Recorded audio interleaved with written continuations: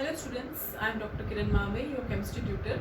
So in continuation of our online lecture series, this is the 8th video on some basic concepts of chemistry.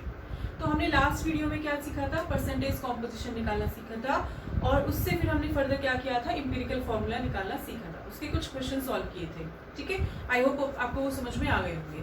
ठीक है, आज जो हम पढ़ेंगे इस लेक्चर में, इस वीडियो लेक्चर में हम सोल्यूशन के बारे में पढ़ने वाले हैं। ठीक है, देखो जो ज्यादातर हमारी रिएक्शंस हैं वो जनरली सॉल्यूशन स्टेट में होती हैं। ठीक है, केमिकल रिएक्शन जो भी आप करते हो मोस्टली सॉल्यूशन स्टेट में होती है, यानी कि लिक्विड स्टेट में आप कह सकते हो। ठीक है, जनरली।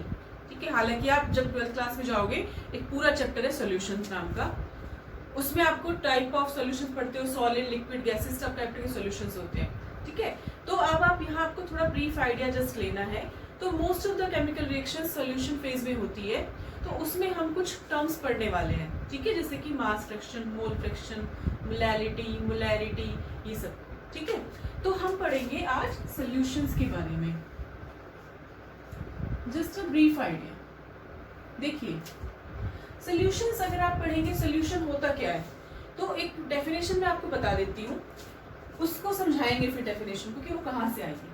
तो सॉल्यूशन क्या है? It is the homogeneous mixture of two or more non-reacting substances। ये सिंपलेस्ट डेफिनेशन है। It is the homogeneous mixture of two or more non reacting substances. ठीक है, तो एग्जांपल लेके चलते हैं। ठीक है, आप लोग घर में क्या करते हो, वाटर लिया सपोज आपने। ठीक है, मान लो ये क्या है, वाटर। अब आपने इसमें क्या कर दिया, शुगर को ऐड कर दिया, शुगर डिसॉल्व कर दी।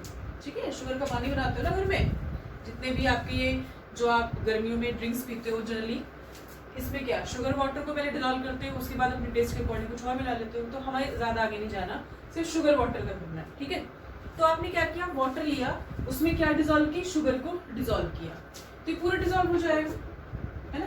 मान लो 100 ml वाटर ले लिया और उसमें आपने सपोज 10 ग्राम शुगर ऐड कर दी, डिसॉल्व कर दिया। अब क्या बन गया, शुगर का सोल्यूशन। क्या बन गया, शुगर का सोल्यूशन बन गया है, यानी कि चीनी उसमें पूरी तरह डिसॉल्व हो गई है। ठीक है, अब मुझे बताओ इस शुगर सॉल्यूशन की स्टेट कौन सी है, लिक्विड स्टेट में है ना। शुगर किस स्टेट में थी, सॉलिड में। वाटर की स्टेट में है, लिक्विड में। और फाइनल सॉल्यूशन की स्टेट में हो गया, लिक्विड स्टेट में हो गया। ठीक है, यानी कि जब आपने सॉलिड शुगर को लिक्विड वाटर में ऐड किया और फाइनली उसे कंप्लीटली डिसॉल्व किया, तो एक सॉल्यूशन बना, शुगर सॉल्यूशन, जो किस स्टेट में है, लिक्विड स्टेट में है। ठीक है, अब ऐसा है कि आपने यहाँ से थोड़ा सा शुगर का उठाया वाटर और थोड़ा सा यहाँ से उठाया। क्या ऐसा है कि इनमें दोनों में स्वीटनेस अलग अलग होगी कि भाई यहाँ वाला ज्यादा स्वीट होगा, ऐसा होता है क्या, नहीं होता ना। इवनली आपको कहीं से भी शुगर का आप वाटर उठाएंगे, उसकी स्वीटनेस हर जगह आपको क्या मिलेगी, इक्वल मिलेगी। तो यहाँ से क्या समझा, देखो मैं एक एग्जांपल जो रियल लाइफ में एग्जांपल है ना, उसको लेके आपको कोरिलेट करने की कोशिश कर रही हूँ कि दो चीजें मिक्स हुई। इस केस में क्या हुआ, शुगर मिक्स हुआ और वाटर मिक्स हुआ और एक फाइनली शुगर का सोल्यूशन बन गया है बच्चे। ठीक है, शुगर कैसी है, स्वीट। वाटर कैसा है, वेट होता है, मान लेते हैं, प्रॉपर्टी हमें और कुछ नहीं पता, मान लो वेट होता है। तो शुगर का जो सोल्यूशन बना वो स्वीट भी था और वेट भी था। दैट इज जो सोल्यूशन बना उसमें शुगर की प्रॉपर्टीज भी आई और किसकी प्रॉपर्टी भी आई, वाटर की भी। तो दोनों की प्रॉपर्टी को रिटेन किया और आपने कहीं से भी शुगर का उठाया सॉल्यूशन, आपको बराबर स्वीटनेस मिली। तो देखो अब ये डेफिनेशन बनी। तो homogeneous, it is the homogeneous. Homogeneous का मीनिंग क्या होता है, देखिए, होमो means same, genius means phase. That is जो सॉल्यूशन बनेगा वो एक ही फेज में हो, सेम फेज में हो। जैसे कि यहाँ शुगर सॉलिड और लिक्विड को ले लिया और फाइनल सॉल्यूशन की फेज क्या है, लिक्विड है, और वो पूरे का पूरा क्या है, लिक्विड है, होमोजीनियस फेज है। और होमोजीनियस का मीनिंग क्या हो सकता है कि through out the solution composition क्या रहे, सेम रहे। कॉम्पोजिशन क्या रहेगी, सेम। यानी कि आप चाहे यहां से उठा लें, चाहे यहां से थोड़ा सा एलिकोट उठा लें, ठीक है, आपको हर जगह क्या मिलेगी, स्वीटनेस बराबर मिलेगी। दैट मीन्स शुगर और वाटर के जो पार्टिकल्स है इवनली डिस्ट्रीब्यूटेड है, हर जगह कॉम्पोजिशन सेम है। तो आप इसे और क्या कह सकते हो कि ये कैसे सोल्यूशन है, होमोजीनियस। तो क्या शुगर और वाटर ने रिएक्ट किया, बोलो, कुछ रिएक्ट करके कुछ नया चीज बनाया, नहीं, सिंपल सोल्यूशन बनाया है। तो अब इसकी डेफिनेशन देखिए, it is the homogeneous mixture of two or more non reacting substances. तो ये क्या होता है, आपका सॉल्यूशन होता है। अब देखो, जरूरी नहीं है आप 10 ग्राम शुगर मिलाओ, मेरा मन कर रहा है 7 लीटर खाऊं, 20 ग्राम ऐड कर दो, ठीक है। कोई कहेगा मैडम कम है और डालो, ठीक है, 40 ग्राम ऐड कर दो। तो आपने क्या, इस 100 ml में आप बार बार कंसेंट्रेशन को, मतलब शुगर का अमाउंट चेंज कर रहे हो। तो आप क्या कर सकते हो, the amount of these substances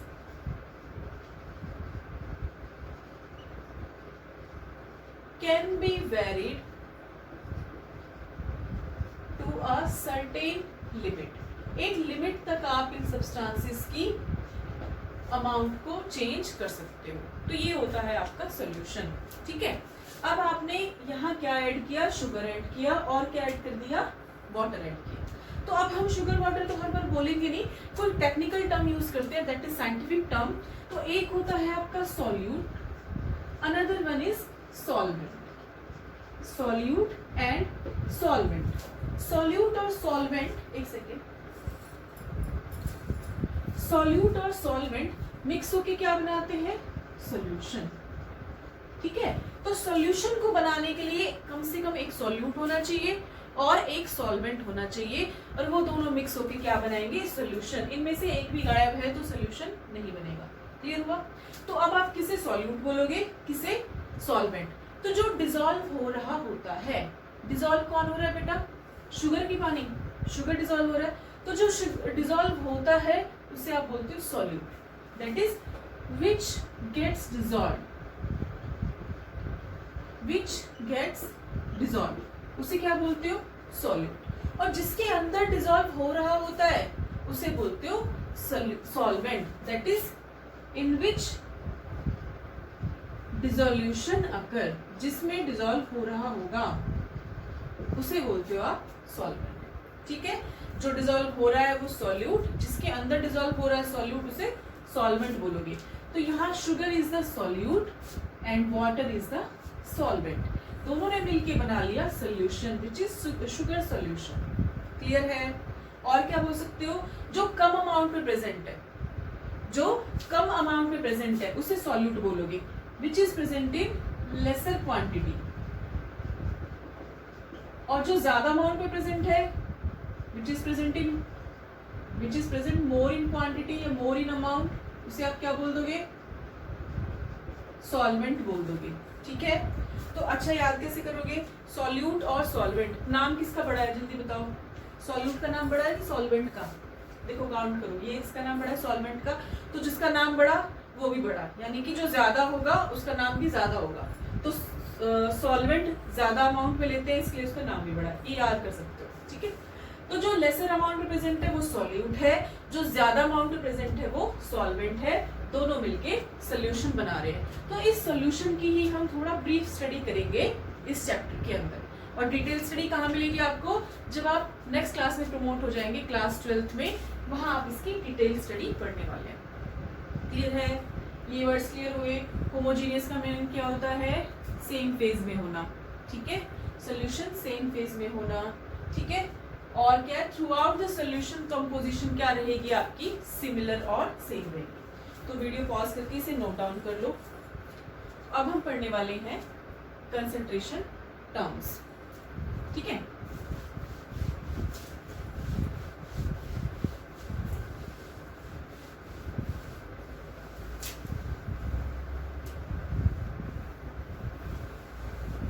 देखिए आपने क्या किया, शुगर का सोल्यूशन बनाया, जब वाटर ऐड किया, आपने ऐसी रैंडम शुगर डाल दी, आपको नहीं पता कितना शुगर ऐड किया आपने, ठीक है, यानी कि शुगर का क्या किया, सोल्यूशन बनाया आपने, तो आपको इसकी क्वांटिटी पता होनी चाहिए कि आपने कितना ऐड किया है। तो हमें क्वांटिटी पता करने के लिए, यानी कि कितना सॉल्यूट ऐड हो रहा है सॉल्वेंट या सॉल्यूशन के अंदर, कुछ टर्म्स दी जाती है, तो उनको बोलते हैं कॉन्सेंट्रेशन टर्म्स, ठीक है। ये चैप्टर जो टॉपिक है बहुत इंपॉर्टेंट है बेटा, ध्यान से सुनना, इससे कॉम्पिटिटिव पॉइंट ऑफ व्यू से तो बहुत ज्यादा। पहली बात, एक और चीज सुनो कि जब हमने सॉल्यूट को लिया किसके अंदर, सॉल्वेंट के अंदर, और क्या बना लिया हम लोगों ने, सॉल्यूशन प्रिपेयर कर लिया, तो जनरली जो सॉल्वेंट है in most of the cases, और आपके लेवल पे तो वाटर को हम जनरली सॉल्वेंट की तरह यूज करते हैं, तो मोस्ट ऑफ द केसेस जहां पे आपको वाटर दिखेगा वो क्या होगा, वो सॉल्वेंट ही होगा। तो आप इसे क्या बोल सकते हो, water act as a universal solvent. Water क्या हो जाएगा, यूनिवर्सल सॉल्वेंट का काम करता है, ठीक है। तो जब वाटर यूनिवर्सल सॉल्वेंट है और वाटर जब सॉल्वेंट का काम कर रहा होगा, दैट इज सॉल्यूट किस में डिसॉल्व हो रहा होगा, सॉल्वेंट में, तो ऐसे सॉल्यूशन को आप बोलते हो एक्वस सॉल्यूशन। क्या बोलते हो बच्चे, एक्वस सॉल्यूशन। तो जहां भी एक्वस वर्ड दिख जाए इट मींस वहां वाटर प्रेजेंट है, यानी कि एक्वा जो वर्ड होता है, एक्वा, एक्वा वो क्या होता है, वाटर। एक्वेटिक एनिमल्स यानी कि जो वाटर के अंदर रहने वाले एनिमल्स होते हैं, है ना, तो एक्वा वर्ड किससे रिलेटेड है, वाटर से। तो aqueous solution, the solution which is being prepared in the water, ठीक है, जो किसमें बनाया जा रहा है, वाटर के अंदर बनाया जा रहा है, ठीक है, क्लियर हुआ। अब आप पूछोगे मैम क्या और सॉल्वेंट भी होते हैं, यस, और भी सॉल्वेंट्स होते हैं। सपोज अमोनिया, अगर अमोनिया आपका सॉल्वेंट की तरह यूज कर रहा है तो आप उसे बोलोगे अमोनिएकल सॉल्यूशन। क्या बोलोगे, अमोनिएकल सॉल्यूशन। सपोज आपने अल्कोहल यूज किया है एज अ सॉल्वेंट, तो आप उसे क्या बोल सकते हो, alcoholic solution, alcoholic solution. Clear है बेटा, ठीक है। तो जनरली आपके पास कौन सा सॉल्वेंट होगा, water act as a solvent, और भी सॉल्वेंट्स हो सकते हैं, ठीक है। तो आप इन सबको नोट डाउन कर लो। अब आप जनरली क्या करते हो कि सॉल्यूट कितना ऐड कर रहे हो सॉल्यूशन के अंदर, तो उसको कुछ एक्सप्रेस करने के लिए कुछ टर्म्स होती हैं जिन्हें हम बोलते हैं कंसंट्रेशन टर्म्स। क्या बोलते हैं, कंसंट्रेशन टर्म्स। क्लियर है, तो वो कौन कौन सी हैं हम उन्हें वन बाय वन पढ़ने वाले। कंसंट्रेशन टर्म्स क्या बताएंगे कि कितनी कंसंट्रेशन है, दैट इज कितना सॉल्यूट प्रेजेंट है आपका सॉल्वेंट या सॉल्यूशन के अंदर। क्लियर है, तो सबसे पहले हम परसेंटेज की फॉर्म में देखेंगे, किसकी फॉर्म में देखेंगे, परसेंटेज की फॉर्म में। तो first one is mass percent, बहुत ध्यान से पढ़ना, इजी है वैसे। क्या है, मास परसेंट। अब ध्यान से देखो, क्या है, एक सॉल्यूट है, एक क्या है, सॉल्वेंट है, उसे किसमें डिसॉल्व किया, आपस में मिलाया गया, क्या बन गया, सॉल्यूशन, क्या बन गया, सॉल्यूशन, ठीक है।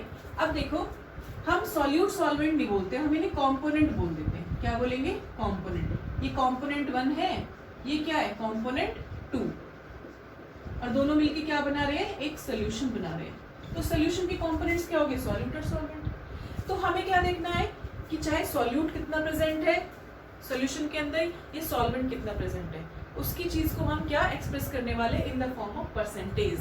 तो first one is mass percent, ठीक है। तो दिखाएंगे कैसे, ध्यान से देखो, इसका फॉर्मूला आप कैसे लिखोगे, इसे लिखोगे W/W percent, mass percent that is W/W percent. अब ये W क्या होता है, बोलो, W किसे दिखाते हैं, मास को दिखाते हैं, वेट को दिखाते हैं, दैट इज ऊपर भी कुछ मास है और डिनोमिनेटर में भी क्या है, मास, ठीक है। ऊपर भी मास है W अपॉन W, नीचे भी मास है। परसेंट हटाने के लिए क्या लगाते हो आप हमेशा, 100। तो ये आ गया आपके पास। आपसे पूछा जाए मास परसेंट, तो आपको सपोज कंपोनेंट 1 का निकालना है, ठीक है। तो आप क्या लिखोगे, मास ऑफ कंपोनेंट। क्या लिखोगे, मास ऑफ कंपोनेंट अपॉन, हमेशा नीचे क्या रहेगा, बॉस रहेगा। बॉस कौन है, solution, that is total, upon आएगा total mass of solution. Into 100, ठीक है। W बाय W, ऊपर भी मास नीचे भी मास, मास ऑफ कंपोनेंट, जैसे सपोज सॉल्यूट का निकाल रहे हो तो आप क्या लिख देते हैं, मास of solute upon total mass of solution into 100। 100 क्यों आया, बिकॉज ये परसेंटेज में है, उसको हटाने के लिए हमने 100 से मल्टीप्लाई कर दिया, ठीक है। अब इसकी डेफिनेशन बनाए, सपोज इस टोटल मास को मैं 100 ले लेती हूँ, 100 ग्राम, 100 से 100 कैंसिल, है ना, तो ये इसके बराबर हो गया। तो इसे कैसे डिफाइन करोगे, it is the mass of component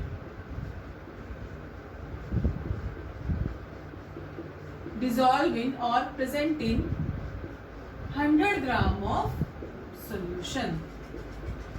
It is the mass of component present in 100 gram of solution. उसे आप क्या बोलते हो, मास परसेंट बोलते हो। क्लियर है, एक बार फिर से रिपीट कर रही हूँ, ये समझ में आ गया ना, तो बाकी जो 2% है ना वो अपने आप क्लियर हो जाएंगे। मास परसेंट है तो मास किस सिंबल होता है, W, तो W by W, small w upon capital W, ठीक है। Small w mass of component, और वो कंपोनेंट चाहे सॉल्यूट हो चाहे सॉल्वेंट हो, कुछ भी हो सकता है, अपॉन, अपॉन नीचे हमेशा कौन रहेगा, मेन, मेन यानी बॉस, बॉस कौन है यहाँ, सॉल्यूशन बॉस है, ठीक है। तो total mass of solution into 100, ठीक है बेटा।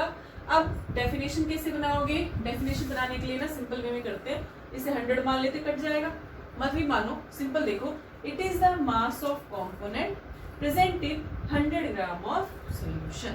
क्लियर है, तो अगर आपके पास कहीं लिखा हुआ है 20% glucose solution, 20% glucose solution by mass, तो इसका मीनिंग क्या है, 20% that is 20 gram glucose is present in 100 gram of solution। 20 gram glucose is present in 100 gram of solution।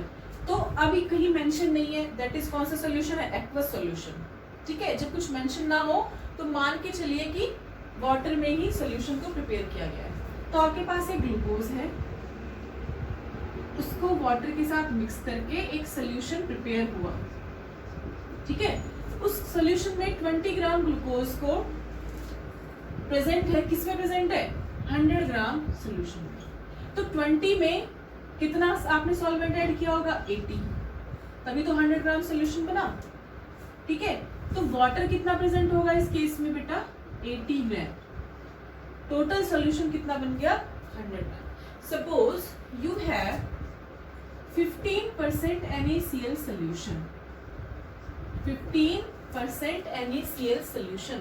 What does it mean? 15 gram of NaCl is present in 100 gram of solution. 15 gram NaCl is present in 100 gram of solution. समझ में आया? तो NaCl को किसमें dissolve किया गया होगा, mention नहीं है तो वाटर में, वाटर का ही सॉल्यूशन है, एक्वस सॉल्यूशन है। तो दोनों ने मिलकर क्या बना लिया, एक सॉल्यूशन बनाया। ये कितना लिया, 15, और टोटल सॉल्यूशन कितना बन गया, 100। तो सॉल्वेंट कितना लिया होगा, 85 ग्राम, ठीक है। ये मीनिंग होता है मास परसेंट का।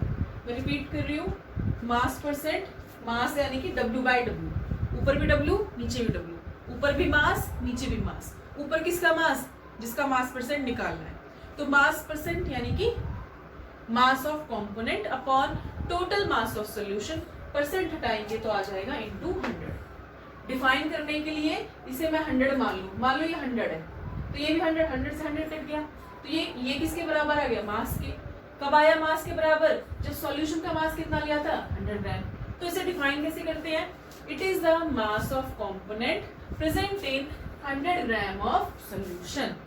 क्लियर है?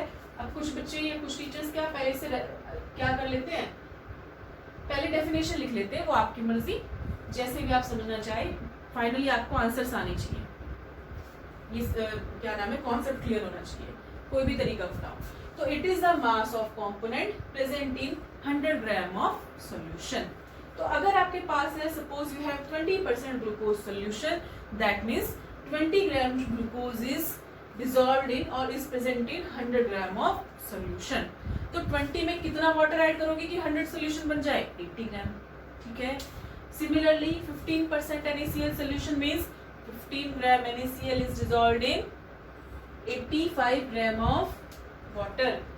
सो फाइनल सोल्यूशन बन गया 100 ग्राम। ये था आपका मास परसेंट। क्लियर है बच्चे? वीडियो पॉज करो, इसे नोट डाउन कर लो। ठीक है। तो next term is volume percent. क्या है? Volume percent. अब आप वॉल्यूम परसेंट को कैसे दिखाओगे? सॉरी वॉल्यूम को लिखाओगे V by V, small v upon capital V। अब V किसको दिखाते हैं? अब अभी तक आपने जितना मोल्स निकाले थे V वॉल्यूम को रिप्रेजेंट करते हो V से। तो अब देखो अब क्या बन जाएगा,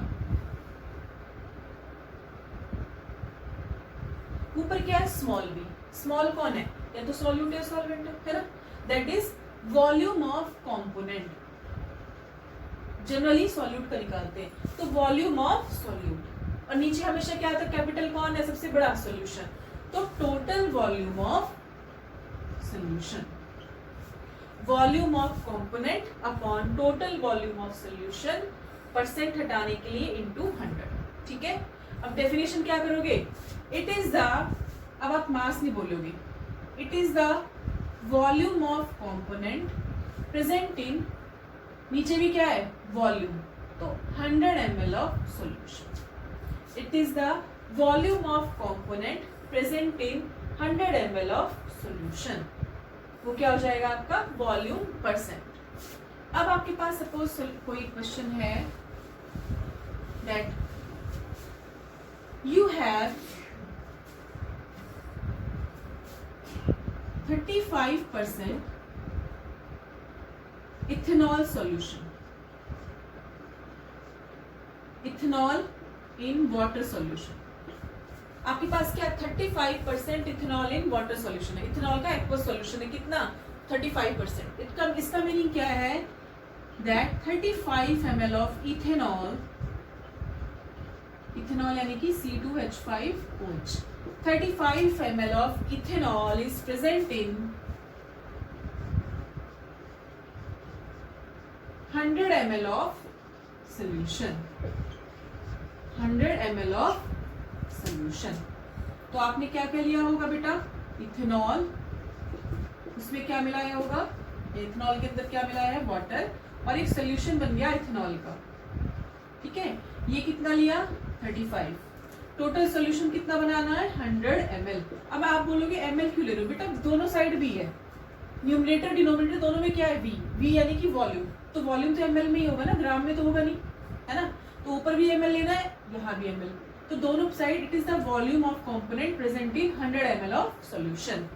तो 35 ml of ethanol is present in 100 ml of solution. तो इस सॉल्यूशन को बनाने के लिए वाटर कितना यूज किया होगा? Yes, 65 ml। समझ में आया? ठीक है। चलो अगर मैं आपसे कहूं कि यू हैव, मान लो कोई और सॉल्यूशन है, 30% है, सपोज 30% मिथेनॉल सॉल्यूशन है, तो आप इसे क्या बोलोगे? 30 ml of methanol is present in 100 ml of solution. 30 ml of methanol is present in 100 ml of solution. ठीक है। तो वाटर कितना होगा? 30 में 70 वाटर ऐड कर दो, टोटल बन गया 100। ये मिथेनॉल है, मिथेनॉल होता है CH3OH, CH3OH। इसमें कितना? 70 ml वाटर मिलाया, टोटल सोल्यूशन बन गया आपके पास 100 ml। क्लियर है? आई होप आपको समझ में आया होगा। वीडियो पॉज करो, नोट डाउन कर लीजिए इसे। ठीक है। तो next term is mass by volume percent. अब आप उसे खुद से बताएंगे। देखो बस ध्यान देना है लिखा क्या हुआ है। थर्ड टर्म क्या आपके पास? Mass by volume percent, that is mass, that is W by volume यानी कि V, small w upon V, percent, percent. इसका मीनिंग क्या है मुझे बताओ। यस, W बेटा क्या होता है जल्दी बताओ। W क्या होता है, मास। तो मास ऑफ कंपोनेंट, ऊपर क्या आएगा, मास ऑफ कंपोनेंट अपॉन नीचे क्या है, V, और नीचे हमेशा टोटल आता है। टोटल कौन है, सबसे बड़ा सॉल्यूशन। तो टोटल, अब मास नहीं आएगा, V किसकी यूनिट है, मतलब यूनिट नहीं, सिंबल है वॉल्यूम का। तो total volume of solution, percent हटाने के लिए क्या करेंगे, इनटू 100। ठीक है, अब इसकी डेफिनेशन बताओ, बोलो। इट इज द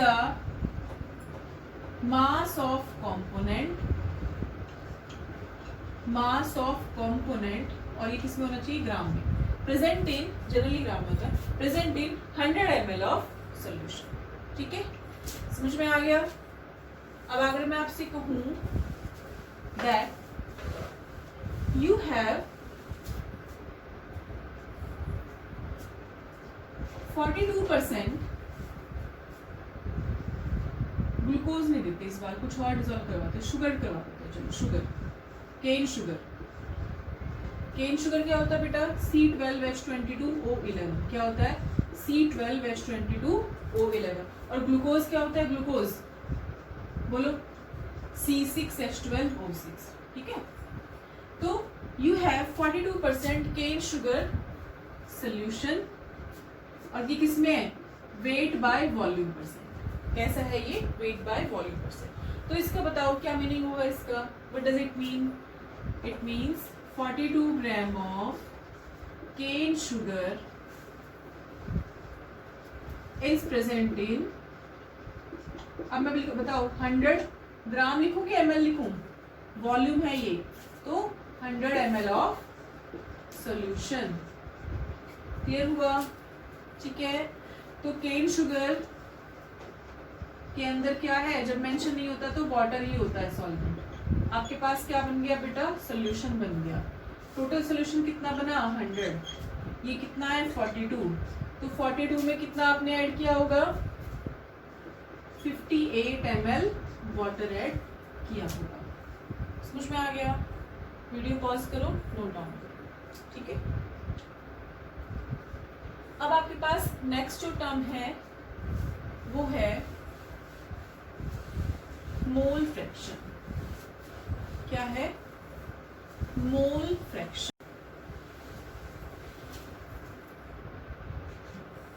अच्छा, एक इंटरेस्टिंग बात बताते हैं आपको। ये जो था आपका परसेंट वेट बाय वॉल्यूम, क्या है, परसेंट वेट बाय वॉल्यूम, इसे आप परसेंट वॉल्यूम बाय वॉल्यूम में कन्वर्ट कर सकते हो, and percent weight by wait में भी कन्वर्ट कर सकते हो। परसेंट वेट बाय वॉल्यूम को percent weight by wait and percent volume by volume में कन्वर्ट कर सकते हो। और ये आपका क्या है, होमवर्क, इसे करके दिखाइए कैसे करेंगे। हिंट दे देती हूँ मैं, 2 हिंट कर लोगे खुद से। चलो हिंट दे देते हैं बेटा, देखिए percent weight by wait volume क्या होता है, ऊपर क्या है, मास ऑफ कंपोनेंट, क्या आएगा, मास ऑफ कंपोनेंट, अपॉन नीचे क्या, वॉल्यूम, किसका वॉल्यूम, सॉल्यूशन का, इनटू क्या आएगा, 100। ठीक है, ये हो गया। आप सोचोगे इसे इसमें कन्वर्ट कैसे किया जाए। ध्यान से देखो, डेंसिटी सुनी आपने कभी, डेंसिटी सुना होगा। डेंसिटी होता है मास अपॉन वॉल्यूम। क्या होता है डेंसिटी, मास अपॉन वॉल्यूम। तो अगर मैं लिखूं डेंसिटी ऑफ सॉल्यूशन, तो मास भी किसका हो जाएगा, सॉल्यूशन का, वॉल्यूम भी किसका हो जाएगा, सॉल्यूशन का। अगर मैं लिखूं डेंसिटी ऑफ सॉल्यूट, तो मास भी किसका होगा, सॉल्यूट का, वॉल्यूम भी किसका होगा, सॉल्यूट का। ठीक है, तो ध्यान से देखो, डेंसिटी ऑफ सॉल्यूशन, नीचे क्या दे रखा है, वॉल्यूम ऑफ सॉल्यूशन, नीचे क्या है, वॉल्यूम। तो वॉल्यूम ऑफ सॉल्यूशन को मैं यहां ले जाऊं, तो वॉल्यूम ऑफ सॉल्यूशन किसके बराबर हो सकता है, मास ऑफ सॉल्यूशन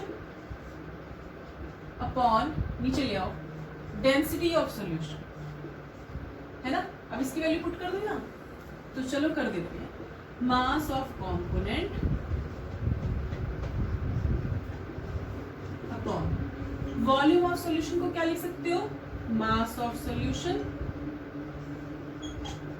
अपॉन डेंसिटी। अब 2 बार अपॉन यानी कि ऊपर चला जाएगा, into density of solution into 100 तो रहेगा। अब ये क्या हो गया बताओ, ये क्या है, मास of component upon total mass of solution into 100। क्या होता है ये, वेट बाय वेट नहीं होता, ये क्या होता है, वेट बाय वेट परसेंट होता है ना। तो इनटू क्या आया, डेंसिटी ऑफ सॉल्यूशन, क्या आया है, डेंसिटी ऑफ सॉल्यूशन। तो अगर आप वेट बाय वेट परसेंट को डेंसिटी ऑफ सॉल्यूशन से मल्टीप्लाई करते हैं, then you will get weight by volume percent. ठीक है, एक सेकंड क्या करो, इसे नोट डाउन कर लो बेटा, मैं दूसरा मार्कर ले लेती हूँ क्योंकि ये थोड़ा डल हो गया। एक सेकंड का पॉज कर लेते हैं, ठीक है, आप नोट डाउन कर लीजिए तब तक।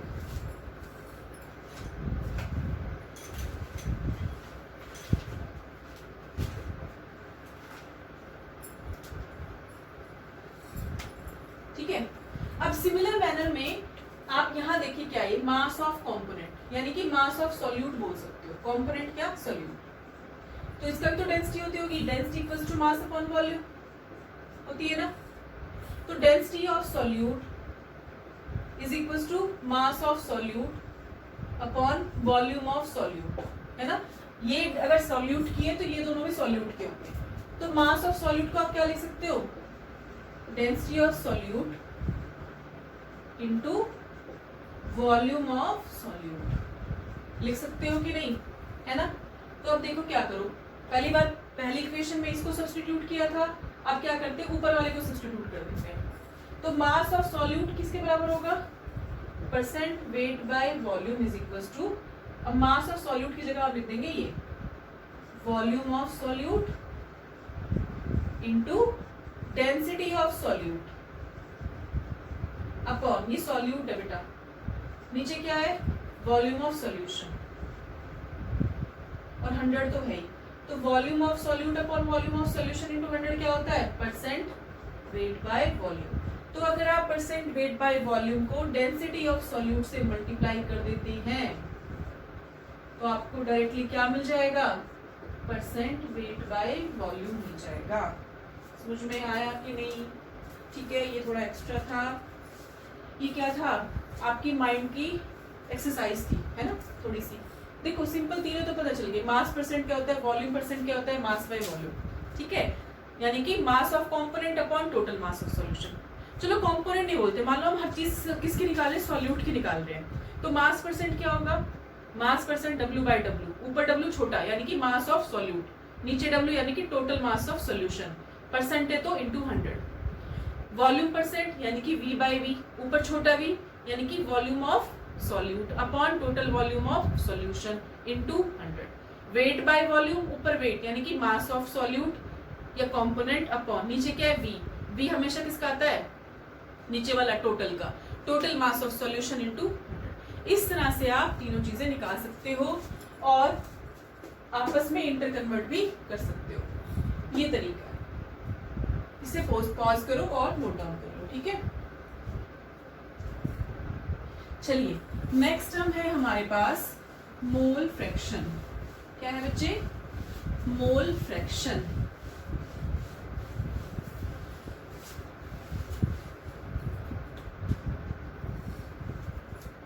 फोर्थ टर्म है ये, मोल फ्रैक्शन।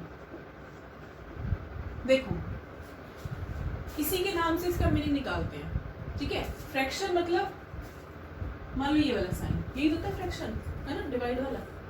अब किसका फ्रैक्शन है, मोल का, यानी कि ऊपर भी मोल होगा और नीचे भी क्या होगा, मोल, तभी तो फ्रैक्शन बना, है ना। ऊपर भी क्या होगा, मोल, और नीचे भी मोल, और उसका फ्रैक्शन कर दिया तो क्या बन गया, मोल फ्रैक्शन। अब इसका मीनिंग क्या है, देखो मान लो आपके पास दो कंपोनेंट है ए और बी, ठीक है। एक कंपोनेंट ए है, एक कंपोनेंट बी है, दोनों ने मिलकर क्या बना लिया, एक सॉल्यूशन बना लिया। सॉल्यूट सॉल्वेंट नहीं बोल रहे, कंपोनेंट बोल रहे हैं। एक कंपोनेंट ए है, एक कंपोनेंट क्या है बी, दोनों ने मिलके क्या बना लिया, एक सोल्यूशन बना लिया। सपोज ए के मोल्स कितने हैं, एन ए, मोल्स को किससे दिखाते हैं, एन से, तो ए के मोल कितने, एन ए, और बी के मोल कितने, एन बी, तो टोटल मोल्स ऑफ सॉल्यूशन कितने हो गए, N A plus N B, है ना। टोटल कितना हो गया सॉल्यूशन के अंदर मोल, एन ए के मोल और एन बी के, यानी कि N A plus N B. तो अगर मैं कहूं कि मोल फ्रैक्शन ऑफ ए क्या होगा, मोल fraction of A, mole fraction को दिखाते हैं एक्स से, किससे, एक्स से, यानी कि एक्स ए। इस टोटल में एक ए कितना कंट्रीब्यूट कर रहा है, एन ए, यानी कि moles of A upon total moles of solution, ये होता है फ्रैक्शन, ठीक है। That is moles of A कितने हैं, N A upon total mole कितने हैं, N A plus N B. तो मोल फ्रैक्शन क्या होता है, किसी भी कंपोनेंट का मोल ऑफ कंपोनेंट या moles of component divided by total moles of solution. Solution में कितने टोटल मोल है, अब मैं 100 से मल्टीप्लाई करूं क्या, कॉमन सेंस देखते हैं, आपकी 100 से मल्टीप्लाई करने की जरूरत है बेटा, नो, बिकॉज कहीं परसेंट लिख रहा है, नो, तो मत करो। उस केस में क्या था, पहले परसेंट लिखा हुआ था, इसीलिए हम 100 से मल्टीप्लाई करते थे। इसमें सिंपल रेशियो करना है, जस्ट आपसे पूछा जाए मोल फ्रैक्शन ऑफ बी, तो कितना होगा, मोल्स ऑफ बी यानी कि N B upon total moles यानी कि N A plus N B. Clear है। चलो मान लेते हैं ए के मोल्स कितने, 7 और बी के मोल्स कितने हैं, 3। इस ए ने और बी ने रिएक्ट नहीं किया, मिक्स किया और क्या बन गया, सॉल्यूशन। तो उसमें ए के मोल्स से 7, बी के मोल्स कितने हैं, 3, टोटल मोल्स कितने हो गए, 7 + 3 दैट इज 10। तो अगर आपसे अब पूछा जाए calculate the mole fraction of B यानी कि एक्स बी, तो बी के मोल्स कितने, 3 अपॉन टोटल मोल्स कितने, 10, तो मोल फ्रैक्शन कितना आ गया, 0.3। सिमिलरली अगर ए का मोल फ्रैक्शन पूछा जाए, ए के मोल्स कितने, 7 अपॉन टोटल मोल्स कितने, 10, तो मोल फ्रैक्शन कितना, 0.7। ठीक है। तो एक और यहाँ से एक इक्वेशन आ सकती है, इक्वेशन नहीं रिलेशन, कि अगर टोटल कंपोनेंट्स हैं उनके मोल फ्रैक्शन को आप ऐड करोगे तो वो हमेशा किसके बराबर आएगा, 1 के बराबर। तो इसमें कितने कंपोनेंट है, 2, ए एंड बी, उनके मोल फ्रैक्शन को आपने ऐड किया, that is X A plus X B, always कितना आएगा, 1। तो सपोज आपने एक्स ए निकाल लिया, कितना है, 0.7, तो क्या आपको एक्स बी कैलकुलेट करने की जरूरत है, नो, सीधा क्या कर दो, 1 माइनस एक्स ए कर दो, 1 माइनस 0.7, तो आपके पास दूसरा आ गया 0.3। ठीक है, और इन्हें ऐड करके देखो, 0.7 0.3 को 1 ही आएगा ना, तो हमेशा मोल फ्रैक्शन 1 से कम ही आता है। ठीक है, और अगर आपका आंसर 1 से ज्यादा आ रहा है मतलब आपने कुछ मिस्टेक की है, आपको उसे फिर से देखने की जरूरत है। क्लियर हो गया बेटा। मान लो 3 कंपोनेंट होते, ए बी सी, कितने कंपोनेंट है, 3 कंपोनेंट है। मान लो ए के मोल्स कितने, बी 3, बी के मोल कितने, सपोज 7 और सी के मोल्स कितने हैं, 5। ठीक है, ए के मोल्स है 3, बी के मोल्स 7, सी के कितने 5। टोटल मोल्स निकालो, टोटल मोल्स 3 + 7 + 5 कितना हो गया, 10 + 5 that is 15। Now if I ask you calculate the mole fraction of B that is XB, so कैसे निकालोगे, moles of B upon total moles, तो B के मोल कितने बेटा, 7 अपॉन टोटल 15, तो यहाँ से कैलकुलेट कर सकते हो, 7/15 कैलकुलेट कर लेना। XC क्या होगा, C का मोल फ्रैक्शन 5/15, ठीक है, 1/3 आ जाएगा 0.33। सिमिलरली एक्स से क्या होगा, 3/15, इस टाइप से। और अगर आप इन तीनों को ऐड करोगे ना, X A plus X B plus X C, तो it will come out to be 1। So this is the mole fraction. I hope आपको समझ में आया होगा। ठीक है, रिपीट करूं, मोल का फ्रैक्शन, ठीक है, ऊपर भी मोल नीचे भी मोल। ऊपर मोल जिसके पूछे जाए यानी कि मोल्स ऑफ कंपोनेंट, नीचे हमेशा टोटल, टोटल यानी कि सॉल्यूशन। इस तरह से निकाल सकते हो, ठीक है। एक और टर्म होती है, इसे पॉज करके नोट डाउन कर लो पहले। एक और टर्म होती है मास फ्रैक्शन। क्या होती है बेटा? मास फ्रैक्शन, यानी कि अभी फिर क्या है? फ्रैक्शन।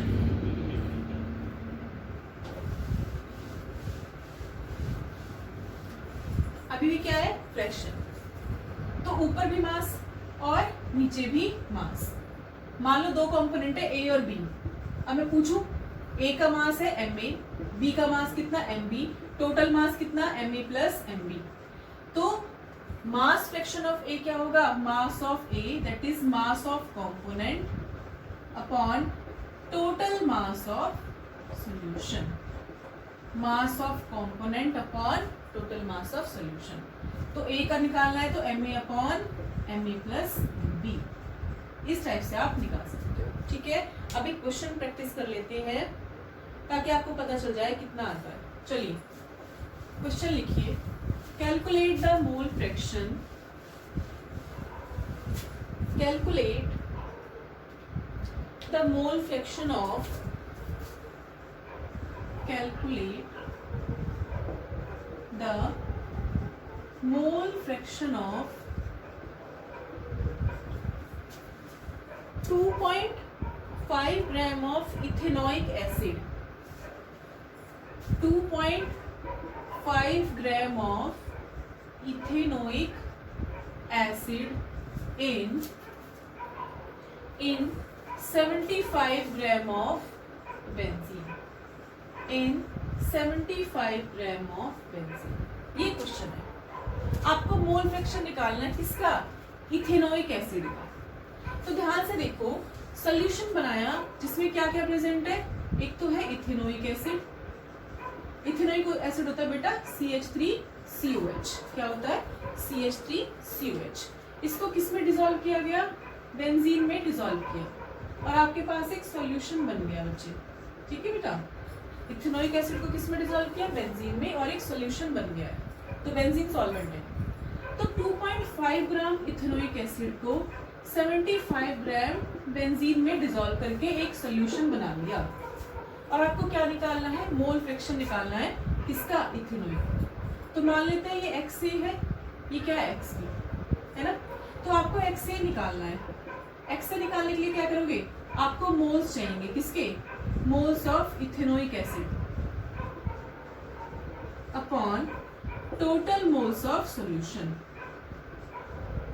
और सॉल्यूशन में दोनों आ जाते हैं। तो आपको क्या करना है? Na निकालना है और Nb निकालना है, ठीक है। तो आपको क्या गिवन है? देखो, मास गिवन है और मोल्स निकालने हैं।